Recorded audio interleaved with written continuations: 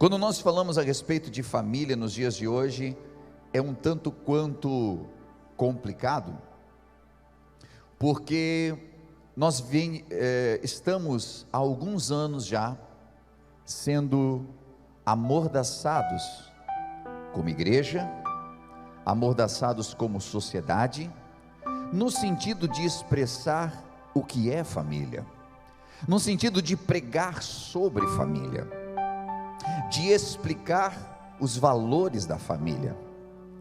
E nessa manhã, no final, teremos uma apresentação de criança, e eu gostaria de frisar, e eu sei que geralmente não sou eu que falo a respeito da família, mas eu separei esse dia para compartilhar algumas coisas com vocês, sobre uma ótica um pouco diferente. Houve um psicanalista chamado Charles Melman, hoje já falecido, que numa entrevista que foi dada à revista Veja alguns anos atrás, ele falou sobre o fim da família. E uma parte do que ele escreveu, ou do que ele foi entrevistado, eu trouxe aqui. E ele disse: assistimos hoje a um acontecimento que talvez não tenha precedentes na história, que é a dissolução do grupo familiar. Pela primeira vez a instituição familiar está desaparecendo e as consequências são imprevisíveis. Impressiona-me, ele dizendo, que os sociólogos e antropólogos não se interessem muito por esse fenômeno. E nesse processo podemos constatar que o papel da autoridade do pai foi definitivamente demolido. Antes o menino tinha na figura do pai um rival, um modelo, um rival que despertava nele o gosto pela competição e um modelo na busca até do seu prazer sexual, ou seja, da sua orientação. Já para a menina tratava-se de um homem que ela procurava completar. Hoje, com o declínio da figura paterna, nossos jovens podem estar menos propensos a batalhar pelo sucesso, estabelecer o ideal de vida e até descobrir gosto pelo sexo oposto. Em seguida, alguém escreve um artigo para uma revista acadêmica, dizendo: o declínio da autoridade e efeitos na família e na escola. Algumas pesquisas foram realizadas, e nessa pesquisa que foi feita também fora do país, diz que 1 em cada 3 crianças norte-americanas não tem pai em casa. A maioria das crianças inglesas vê o pai somente 2 minutos por semana. E no Brasil a presença do pai com os filhos é em média de 2 horas por semana. Estamos melhores do que o Reino Unido ainda. São dados de uma pesquisa crescente o número de pais negligentes, uma pesquisa liderada por Lydia Weber, que diz que o número de pais negligentes, em 2009 isso, nós estamos falando de mais de 10 anos atrás, era já de 45% negligentes. A mesma pesquisa apontava 33% dos pais que eram participativos, pais presentes, 12% pais permissivos e 10% de pais autoritários. Se nós juntarmos os pais negligentes com os pais permissivos, nós temos 57%, ou seja, a maioria dos pais, de alguma forma, não estão mais contribuindo com o crescimento familiar e o fortalecimento familiar, por serem pais negligentes ou permissivos, no sentido, deixa fazer o que quiser, não, só são crianças, e nós vamos permitindo que as coisas aconteçam. Eu trouxe todos esses dados aqui, porque quando nós falamos a respeito de família na igreja, somos também uma última resistência de falar a respeito deste assunto. A família ela vem sendo desconstruída desde muitos anos, mas principalmente nesses últimos 20 anos da nossa existência. Profissionais como antropólogos, sociólogos, psicólogos, vêm sendo amordaçados, vagarosamente, sutilmente, para que não possam expressar suas opiniões verdadeiras sobre o impacto que é a desconstrução da família. De certa forma, quando emitimos uma opinião, mesmo que ela seja técnica, você pode ser taxado de 1001 coisas, E então, por conta dos cancelamentos, por conta até mesmo dos enfrentamentos que sofremos via internet, as pessoas começaram a calar-se. E dentre a destruição do conceito de família, de que hoje os termos pai e mãe já estão sendo retirados até mesmo dos documentos, substituindo por progenitor 1 e progenitor 2, nós somos enquadrados como quadrados nisso tudo. Somos os quadrados dessa geração, porque só porque tirou um termo pai e mãe não quer dizer que, e por causa desse não quer dizer, nós chegamos na situação que nós estamos hoje. Por conta de muitos pais que foram ausentes, por muitos pais que foram negligentes, por muitos pais que só tinham o seu nome no documento do filho, mas nunca apareceram, ou outros até desconhecidos, pegou-se isso como regra, e não como exceção, e como regra veio se destruindo, dizendo de que não é necessário essa figura paterna e essa figura materna. E quando nós vamos para a Bíblia Sagrada, porque eu preciso lembrar, nós estamos dentro de uma igreja, e como igreja, existem coisas que são imutáveis. Pecado sempre vai ser pecado, moral sempre vai ser moral, e mesmo que hoje é tão taxado como uma moral judaico-cristã, é esta moral, é esses conceitos, é este evangelho que nos trouxe até aqui, e que trouxe a sociedade até esse momento. Não se sabe como vai ser a sociedade daqui para frente, por conta de tantas mudanças, por conta de nós estarmos, como eu já mencionei aqui, amordaçados em pregar a verdade. Se tem medo hoje, nós fazemos uma transmissão ao vivo, nós gravamos culto, nós publicamos, e palavras que são faladas hoje podem ser usadas contra nós, mas nós estamos dentro de um ambiente de igreja, aonde a autoridade máxima desse lugar é o evangelho de Jesus Cristo nosso Senhor. E é por isso que eu estou dizendo para você, cuidado com os conceitos modernos, porque nós estamos entrando e aceitando todos eles como uma coisa muito inclusiva, e nós estamos muitas vezes perdendo o foco da importância que um pai tem dentro de casa, que a mãe tem dentro de casa. E por mais que você pode ter sido criado só por sua mãe, ou foi criado apenas por seu pai, isso não quer dizer de que porque você viveu isso, todos precisam viver isso, porque de alguma forma vai dar certo. Porque quando nós olhamos para a Bíblia Sagrada, nós percebemos a importância, e quando nós não damos importância, nós promovemos de que isso não continue acontecendo. E há um porquê de que a Bíblia nos ensina através da família e da união desse homem e dessa mulher para a propagação da espécie, e é por isso chamado de família também. Nós somos família com primos, nós somos família com tios, nós somos famílias com amigos, que nós chamamos de família. Você é família, você não é só um amigo, você é família. E eu entendo esse conceito amplo de família, mas existe um conceito restrito de família, e nesse conceito restrito de família, é a unidade de dois seres que promovem a espécie, que faz com que ela alcance os anos que ainda virão pela frente. E dentro desse conceito, dentro dessa ótica, eu gostaria de ler uma palavra que está em Salmo, no número 128, Salmo de número 128, versículos 1 até o versículo 4, ou estrofes, né? Salmos é um livro de cânticos, então o cântico 128 e as estrofes 1 a 4, Salmo 128, e diz assim o Salmo, livro dos Salmos, bem no centro da Bíblia, né? Facinho de achar aí quem está com o livro Bíblia. Bem-aventurado é todo aquele que teme ao Senhor e anda nos seus caminhos, pois comerás do trabalho das tuas mãos, feliz serás e te irá bem.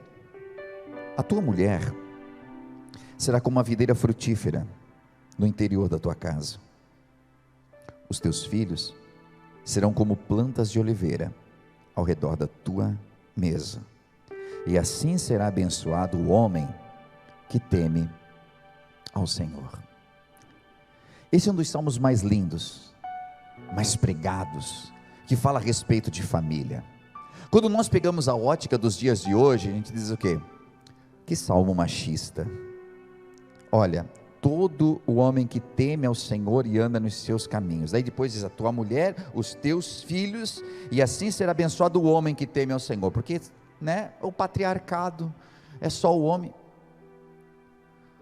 A lei, os cânticos, a forma deles transmitirem a mensagem era focado no patriarca. Sim. Agora me diga, se a bênção não está estendida para todos. Eu pergunto para todas as mulheres que estão aqui, se você gostaria que o teu marido temesse ao Senhor, e fosse um homem temente a Deus, você gostaria? Amém, pastor, eu gostaria.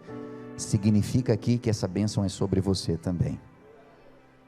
Você gostaria que os teus filhos fossem como uma planta de oliveira? E quando eu dizia isso, a oliveira é o que trazia recursos para aquele povo, que teus filhos fossem prósperos. Você gostaria?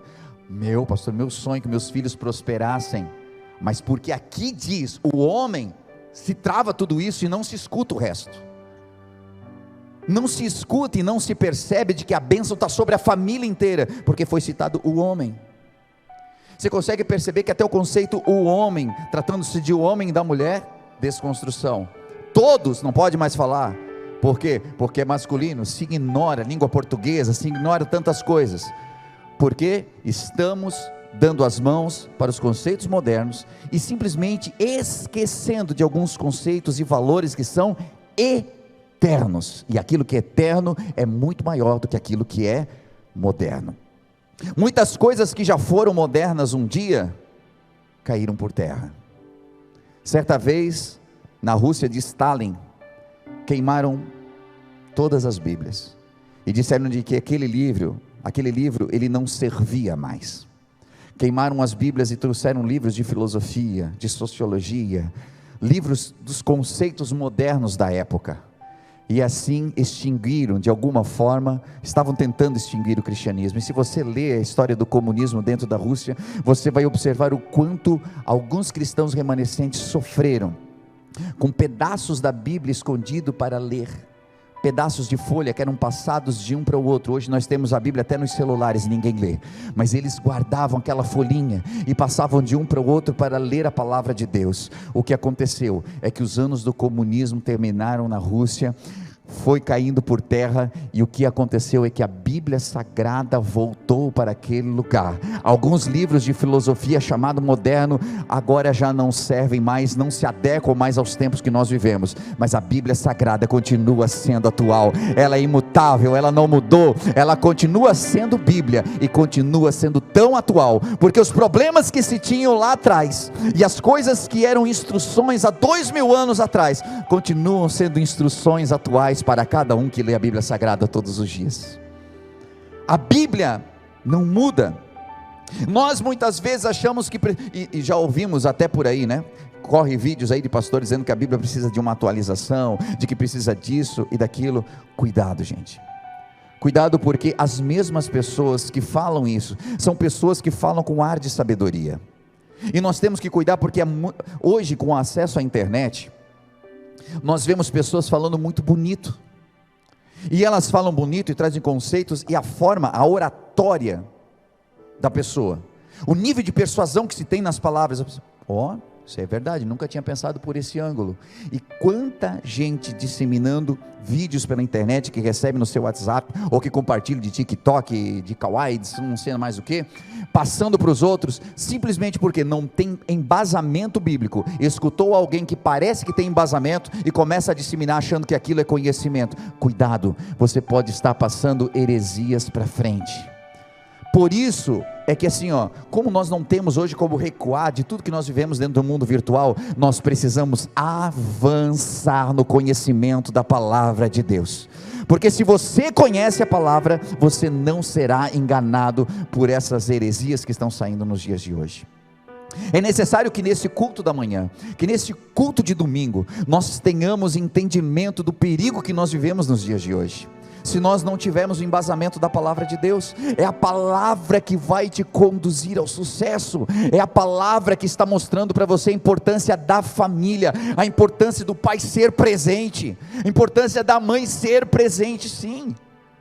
E por mais que se tente desconstruir, principalmente a figura do homem, principalmente, porque nós tivemos um pico de machismo no mundo.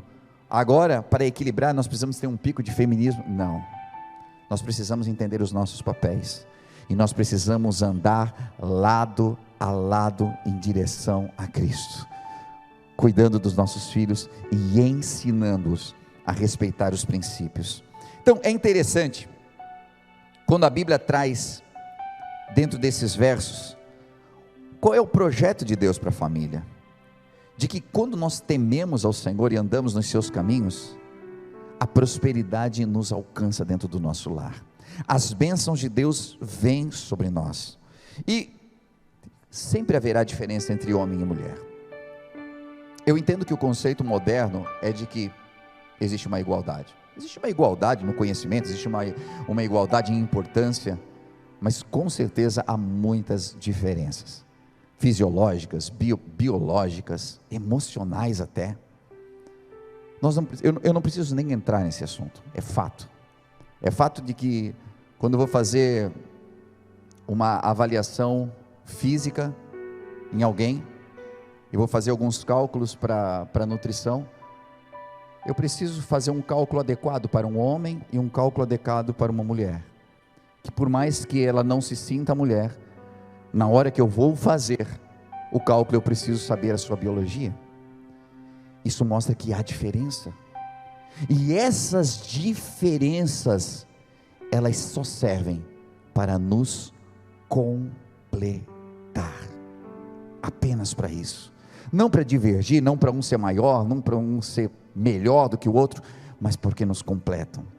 Então nós precisamos parar um pouco, de entrar correndo numa modernidade e esquecer de alguns conceitos, voltar à origem, à base, aos fundamentos, e celebrar aquilo que Deus nos presenteou.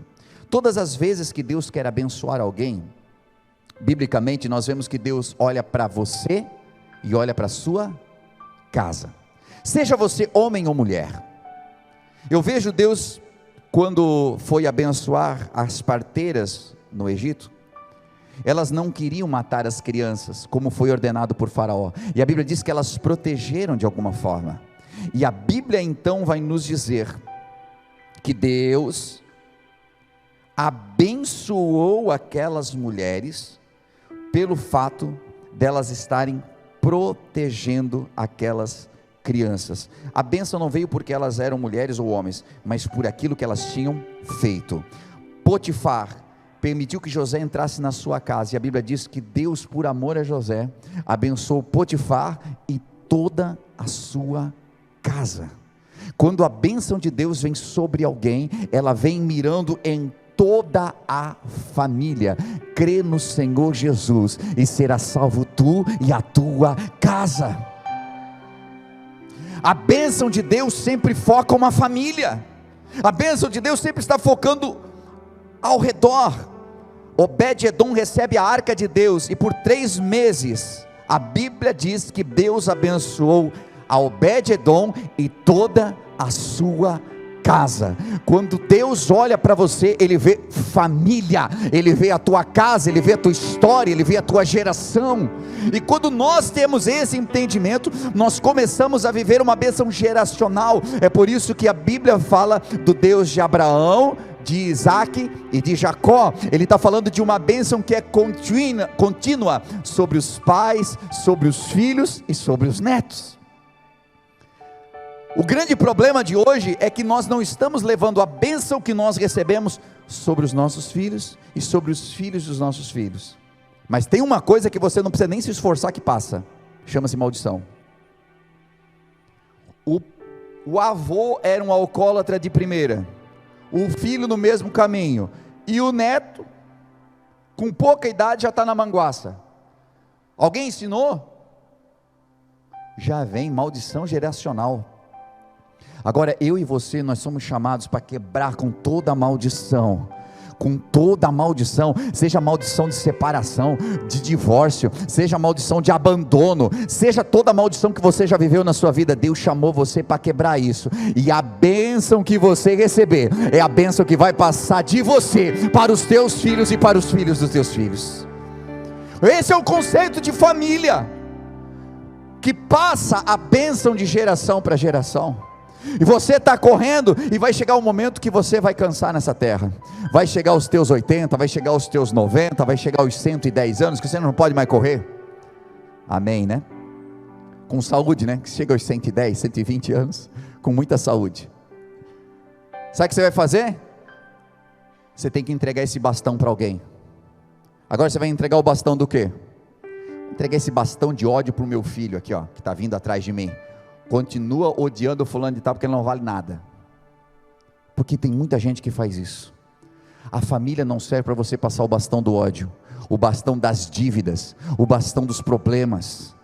Agora, a família existe para que você passe o bastão de toda a sinceridade, a honestidade, o caráter que você desenvolveu em Cristo. Tua família vai dar continuidade à obra que você começou. Tem coisas que você não vai conseguir terminar, pode ser. Tem coisas que você não vai dar cabo delas, mas a tua geração vai dar continuidade naquilo que você fez. Pode ser que você olhe para trás e diz assim: meu Deus, eu venho de uma família tão perdida, pastor, venho de uma família tão quebrada, venho de uma família tão destruída, venho de uma família... Se você quiser falar sobre isso, a gente senta e conversa, porque eu também. Agora tem uma coisa: eu estou preparando a geração que vem depois de mim, para eles serem muito melhores, e quando eles lembrarem do Pai, quando eles lembrarem de mim, quando eles lembrarem da nossa história, eles possam dizer: eu estou dando continuidade àquilo que meu pai começou. O que teu filho vai dar continuidade?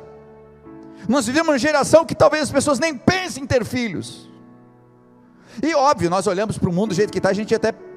Meu Deus, nem vou ter filho, né? Porque botar um filho no mundo aí, para desgraçar com ele... Não, pense diferente. Nós somos a última resistência. São os nossos filhos, aprendendo um verdadeiro evangelho e tendo o caráter de Cristo, que são a esperança deste mundo.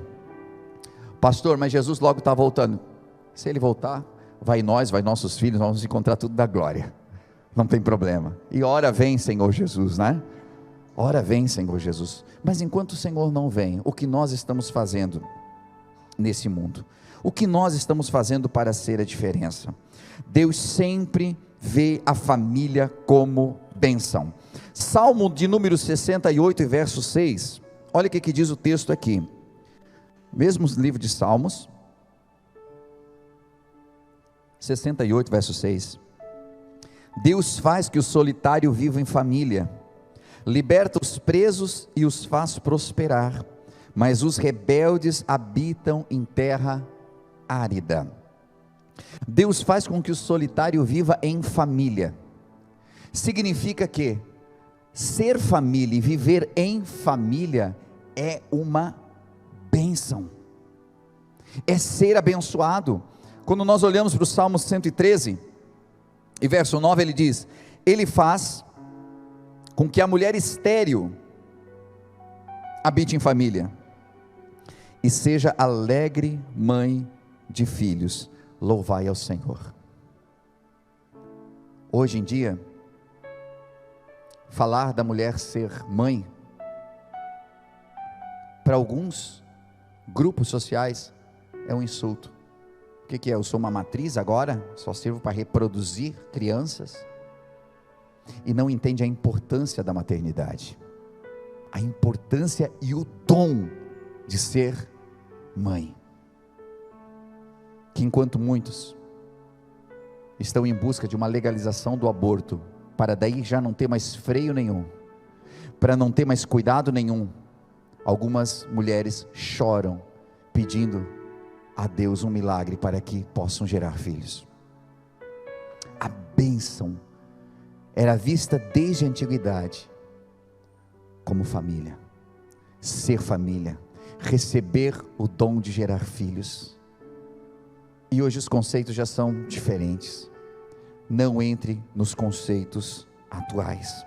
Agora, para uma família acontecer, para uma família ser, nós precisamos estar diretamente envolvidos como família, como um casal, porque grande parte dos casais construíram em seus filhos o repúdio por um casamento. Porque nós sentamos às vezes com algumas pessoas e dizem assim: olha, para casar e ser que nem meu pai e minha mãe que viviam se matando, não quero. Mas esse é um conceito, que eu não posso pegar e tornar ele uma lei. Não, ninguém casa aí porque isso aí não funciona. Porque nós esquecemos de tudo aquilo que funciona. Nós não podemos pegar uma coisa que deu errada, ou uma minoria, e transformar em maioria. Mas quantos pais que têm uma responsabilidade de fazer com que seus filhos amem a Deus, mas não amam a Deus? E sabe por que não? Porque os pais saem da igreja e vão brigando até em casa. Qual o conceito que essa criança guarda no banco de trás assustada? A igreja promove briga. Aí diz assim: eu não sei porque que esse meu filho está perdido, pastor. Ele não quer saber de igreja. Por que ele não quer saber de igreja? Porque ele nunca viu o pai e a mãe serem igreja dentro de casa. Nós falamos de família, mas há uma responsabilidade muito grande em nós, gente. Porque teus filhos hoje são pequenos talvez, ou você nem tem filhos ainda, eles estão dentro de você, eles ainda estão dentro de você, e você não está preocupado com isso, mas preocupe-se agora, porque um dia eles crescerão, um dia eles serão adultos, serão jovens, e você pode estar se descabelando atrás deles de saber a respeito deles, ou você pode estar sentado ao lado deles na casa do Senhor, adorando a Deus e buscando ao Senhor. O que você tem trazido de bênção? Eu sempre me lembro do versículo de Hebreus que diz que Levi entregava dízimos nos lombos de Abraão. E eu sei que é um palavreado difícil da gente entender, mas quando a Bíblia fala nos lombos, ela quer dizer no interior. Ela quer dizer que Abraão, que viria a gerar Isaac, que geraria Jacó, e que geraria Levi, ou seja, né, nós estamos falando aqui de netos e bisnetos. Abraão nem conheceu Levi, mas quando Abraão vai a Melquisedeque e entrega os seus dízimos, e ele está honrando ao Senhor, Levi, que era o seu bisneto, que nem tinha nascido ainda, já estava sendo escolhido por Deus para serem os levitas, que eram aqueles que dentro de Israel depois seriam os sacerdotes, seriam os cantores, seriam os que cuidariam de todo o ofício da casa do Senhor. Sabe o que eu aprendo aqui? Que tem coisa que você está fazendo hoje, que os teus bisnetos vão receber algo tremendo de Deus. Você está levantando algo tremendo para a tua geração que ainda vai vir. Abraão não veio a conhecer Levi, mas ele abençoou seu neto muito antes de imaginar em tê-los. Ele não tinha nem Isaac ainda, estava lá perto dos 90 anos pensando, mas será que Deus vai lembrar de mim mesmo? Não tinha nem nascido Isaac, e ele já estava abençoando o seu bisneto, que nem tinha nascido ainda. Aquilo que você faz hoje, você precisa fazer com uma geração com uma mentalidade geracional, uma mentalidade de abençoar para frente, diferente daquele rei, acho que foi o rei Ezequias, que Deus disse: olha, porque você errou, cometeu isso, aquilo, os assírios vão entrar, vão destruir tudo aquilo que tu está vendo aqui. E ele escutou aquela notícia, e ele disse assim: isso vai acontecer nos meus dias. E o Senhor disse: não, vai acontecer nos dias do teu filho. Ele falou assim, ó, boa essa palavra, tipo assim, meu filho que se dane. Aí a gente pensa, mas que reizinho mequetrefe, né? Ele fez um negócio errado, e aconteceu um problema na época do seu filho, em vez dele cair de joelhos e dizer: Senhor, cobra de mim, mas livra o meu filho. Ele diz assim: que bom que não é no meu tempo. Uf. Aí a gente olha e fica indignado, né? Mas vamos pensar bem, quanta coisa que nós fazemos inconsequentemente, e nós estamos fazendo com que os nossos filhos paguem lá na frente. Quanta coisa que nós poderíamos ser mais firmes, quanta coisa que nós poderíamos fazer melhor, inclusive cuidar do nosso casamento, para que os nossos filhos não tenham medo de casar-se, e vamos construindo muros. A Bíblia diz, no Evangelho de Marcos, no capítulo 10, versos 6 ao 8, desde o princípio da criação, Deus os fez macho e fêmea, por isso deixará o homem, seu pai e sua mãe, unir-se-á à sua mulher, e esses dois serão uma só carne, e assim já não serão dois, mas uma só carne. E portanto, o que Deus ajuntou, não separe o homem.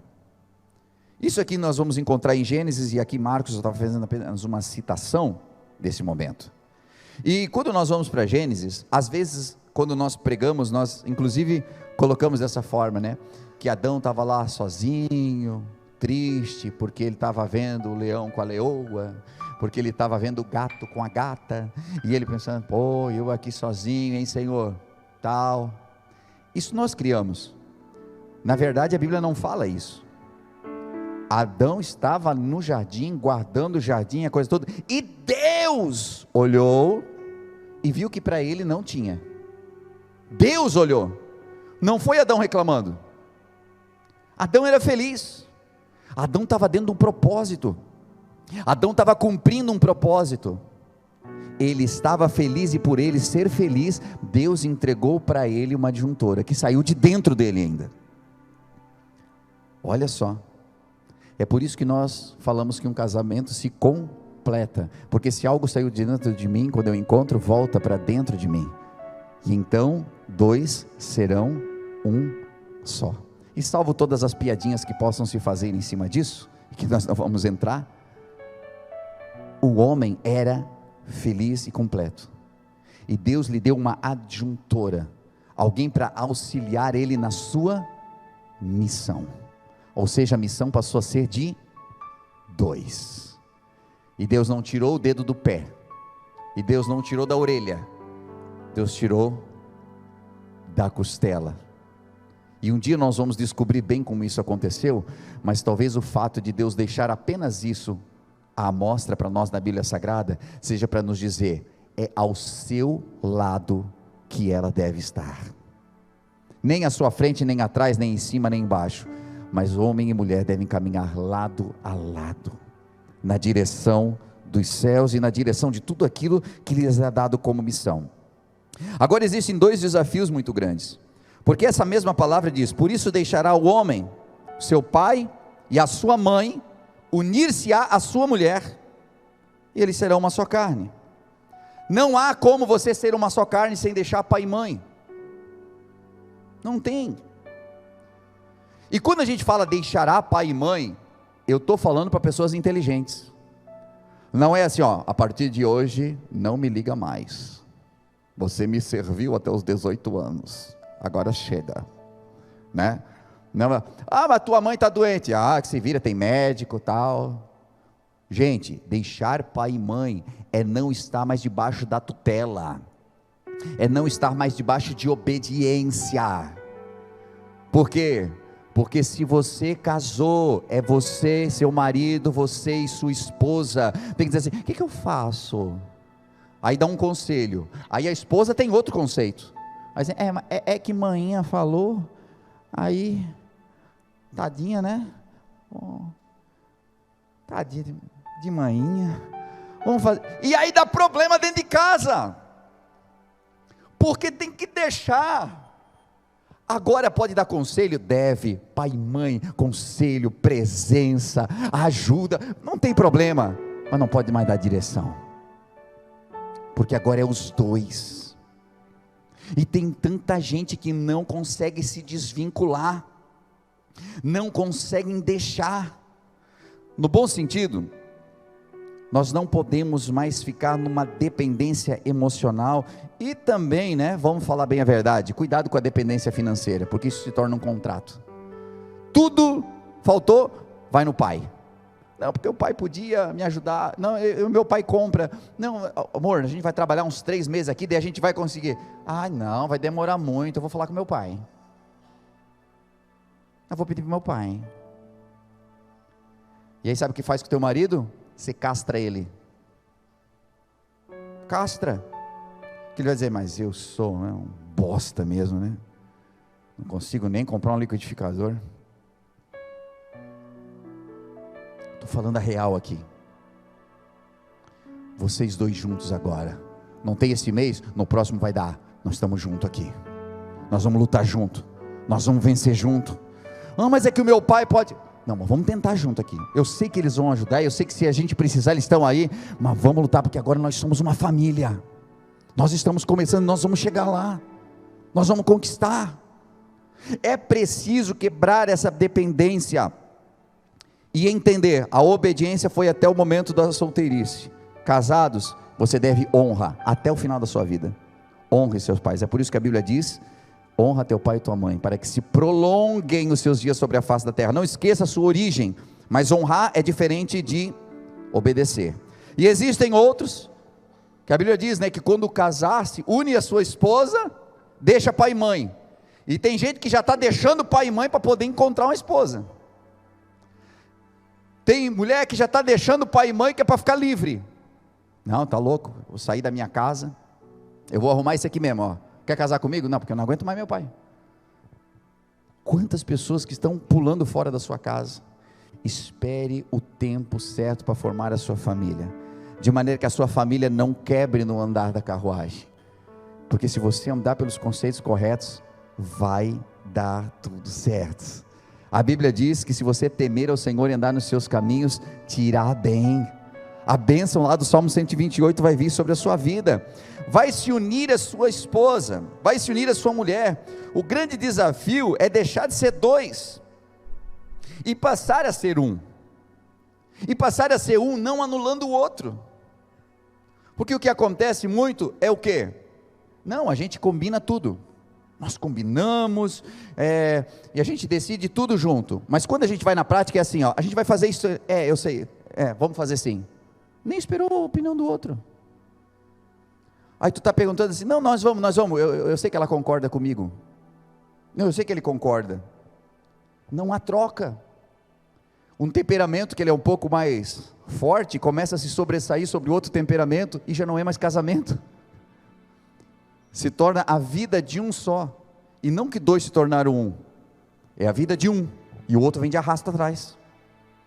É necessário, eu estou falando uma coisa aqui, talvez tenha casais aqui de muitos anos, mas talvez você nunca se sentiu parte do outro, porque se sentir parte é você ceder e você também receber isso, é você doar-se e receber também, e então encaixa-se, porque senão sabe o que vai acontecendo? Vai se tornando uma sociedade, e aí você está com 2 filhos, casado há 15 anos, e vocês dois têm uma sociedade para cuidar daquelas crianças, cada um tem um caixa, tem até gente assim, não, tu está me devendo 100 pila, hein? Não esqueci, tu não me paga não para tu ver, não, já te pago semana que vem, tá louco, cara, empresto meus amigos e me paga, tu não me paga? É incrível isso, né? Começa com 2 caixas, começa com 2 vidas, começa com um pouquinho de privacidade, começa daqui a pouco já tem uma vida privada, e um não sabe da vida do outro, aquelas senhas no celular que o outro não sabe qual é a senha, e essa senha aqui mudou, mudou, esqueci de te passar, me dá aqui, deixa eu até ver aqui, e tal, apagando, não, está aqui ó, está aí meu celular aberto. São modelos de casamento dos dias de hoje, são modelos de família do dia de hoje, modelo que para a mulher, ou para o marido, tacar um processo na outra, porque mexeu no celular, porque isso aqui é minha vida privada, e isso está permeando até os filhos, 12 anos, está com o celular, o pai não pode pegar meu celular não, porque isso é a minha vida privada, o teu celular é que vai para a privada, mas onde é que escutou isso? Dentro de casa. Eu vou lavar a louça não, vou te botar no conceito tutelar. Meu Deus, irmão, vamos nos perdendo, porque vamos entrando dentro do conceito moderno, mãe chegando com o filho assim, não sei mais o que eu faço com essa criança, e a criança assim, garoto, não faz isso, aí tu olha e tu pensa, deixa uma semana lá em casa, eu vou te devolver um anjo. Sabe qual é o maior problema? Na frente do garoto diz assim, eu não sei mais o que fazer, ele é impossível, ele faz tudo lá em casa e não me obedece. Aí o garoto está bem aqui, ó, sou terrível mesmo, cara, comigo não tem.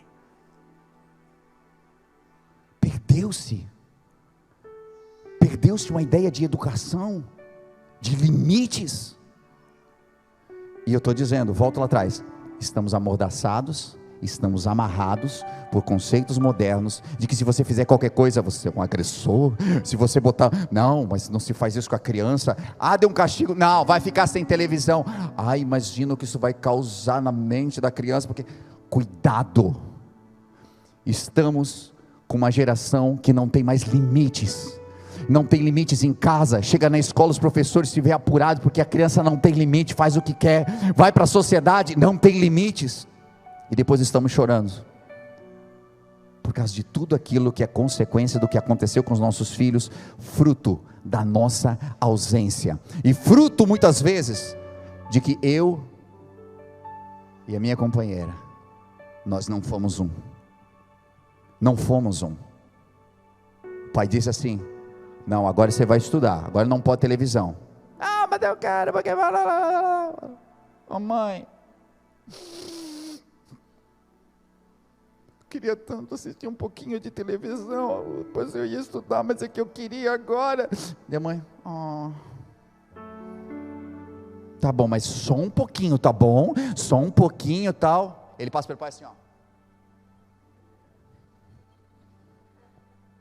Quem manda na bagaça aqui é ela, cara. Não se tem acordo, não se tem direção. E criança, cara, eles são anjos, a gente ama, a gente é apaixonado, mas tem um negócio que vem assim, ó, junto, que é a questão de botar um contra o outro, que vai perguntar um negócio e dizer assim: mas a mãe deixou, mas o pai falou ao contrário. E não é que são maus, que endemoniados, não é isso, é que já vem esse negócio dentro, sabe, de querer testar você, e esse teste é realmente para ver quem é que manda no negócio. E aí sempre tem aquele macho orgulhoso, assim, quem manda aqui sou eu, né, e que de vez em quando, quase sempre isso cai por terra. Sabe quando funciona? Quando chega assim: mas eu queria saber se eu podia assim. Já falou com a tua mãe? Já. O que ela disse? Então é isso que vale. Mas foi ela que disse. Não faz mal, se ela falou, está falado. Tu até nem gostou muito daquilo, aí depois tu vai lá: pô amor, vou pegar leve, né, porque... Mas os dois, na frente da criança: não, o que ele falou está falado, é isso aí mesmo. Teu pai disse? É isso. Gente, eles mexem no coração da gente, mas vocês dois têm que ser um só, porque isso é o que a Bíblia ensina que nós devemos ser.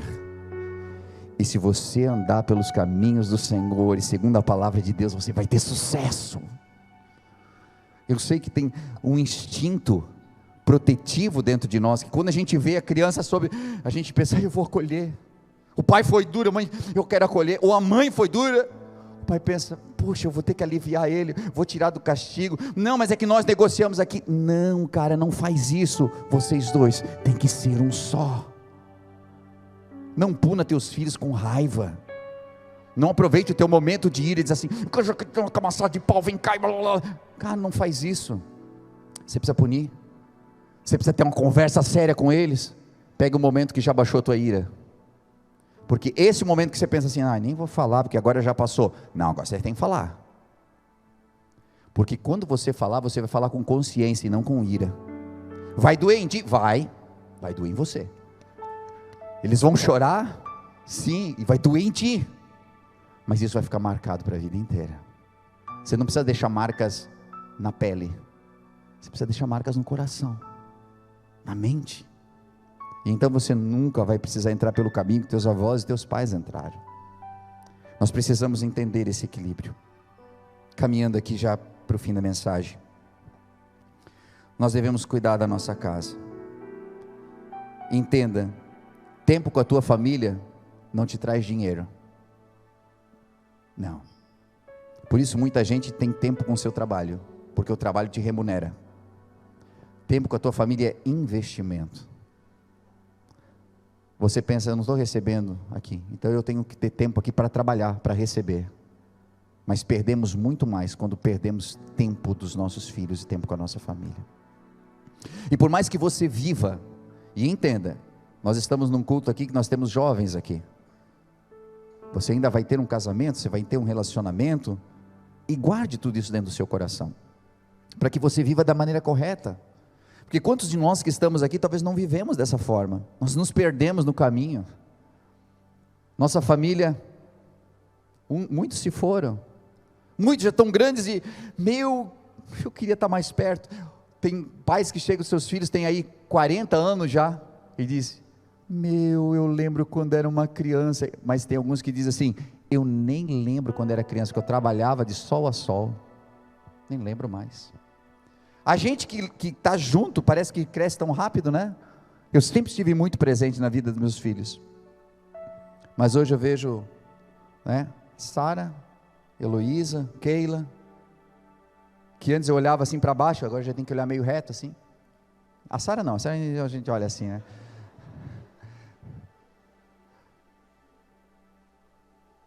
Quando é que cresceu tanto? Aí inventou de casar agora em agosto. O cara tem que lidar com isso, né, cara? Eu pensei, mas quando isso aconteceu? Mas eu estava presente ali, eu acompanhei o colégio, acompanhei a faculdade, estava acompanhando cada progresso, estava acompanhando cada momento da vida, e daqui a pouco, uau, fase adulta. Agora tem uma coisa que eu não tenho: arrependimentos. Porque o grande problema de chegar em um determinado ponto da vida é se arrepender de não ter feito mais. É quando você está vendo o teu casamento por um fio, e você olha por um momento para ti e pensa: puxa, eu podia ter feito mais. Está acabando agora e a gente corre, faz jejum, oração, campanha, um monte de coisa, corre para 10 pastores orar, porque o meu casamento está acabando. E o que aconteceu? Eu esqueci de alimentar meu casamento. Eu era soberbo, achava que só era para mim. Vem a mim, vem a mim. Tinha que me servir, fazer as coisas para mim, do jeito que eu quero e tal. Aí quando a pessoa está indo embora: eu faço tudo o que você quiser, mas volta. Arrependimentos. E muitos desses arrependimentos são tardios, e eles não conseguem mais produzir nada. Por isso hoje, entenda, Deus nos deu um modelo de família. Deus nos deu instruções, e nós teríamos muito ainda o que falar aqui, e não temos tempo para falar tudo o que deveríamos falar. Mas é fato de que dentro dos casais e relacionamentos que estão aqui, há muitas barreiras que foram construídas. E sabe como é que elas foram construídas? Palavras. Palavras. Palavras têm o poder de construir barreiras entre pessoas. É porque isso é bem o jeitinho que tu é mesmo, brigou, hora da raiva. E para alguns temperamentos, passou a raiva, passou tudo. Amor, desculpa, tu sabe que eu estava com a cabeça quente. A outra pessoa: tá tudo certo. E lá dentro não tem nada certo. Construiu a barreira já. Acontece uma segunda, uma terceira vez, vai virando uma muralha da China. Daqui a pouco não existe mais comunhão, não existe mais abraço, não existe mais intimidade. As pessoas buscam intimidade, mas vamos ver, tal, aquela coisa, sabe, que não tem mais aquela paixão, porque nós vamos apagando essas coisas com as nossas palavras, com as nossas ações. E os filhos vão sentindo isso, e os amigos vão sentindo isso, e a família vai sentindo isso, e daqui a pouco a igreja está sentindo isso.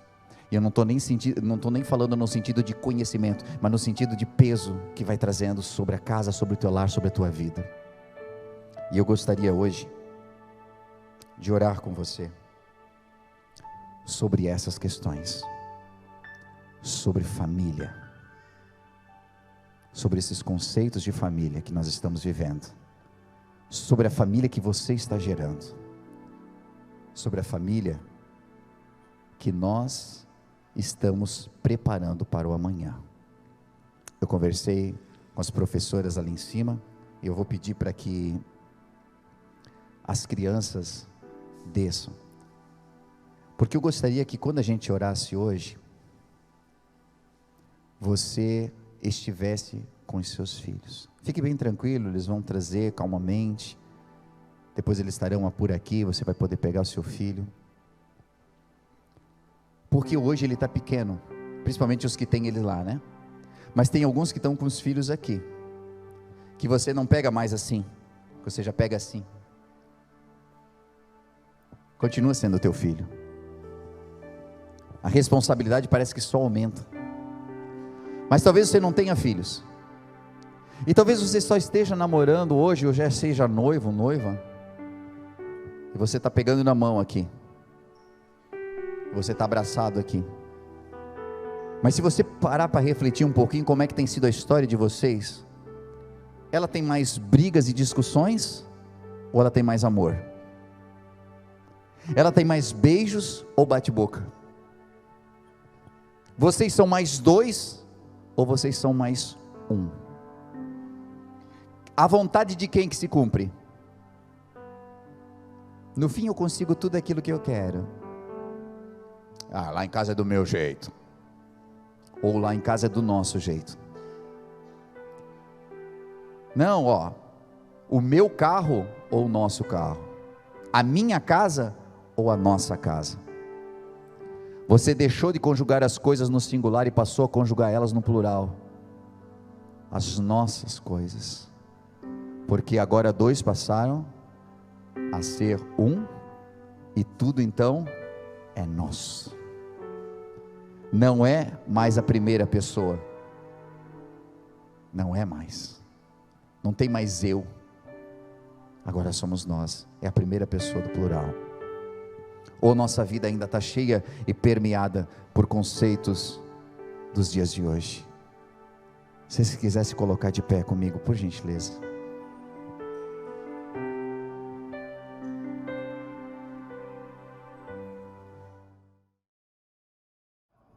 Você deve ter ouvido uma mensagem top nesse momento. Acabou de vê-la, falou muito com a tua vida. E quem sabe passou no teu coração: uau, eu quero muito conhecer esse lugar. Eu quero muito contribuir com essa obra. E nesse momento você pode fazer isso. Estou passando aqui para dizer de que há várias formas de nós contribuirmos na obra do Senhor. Às vezes com nossos talentos, os nossos dons, mas também com a nossa contribuição.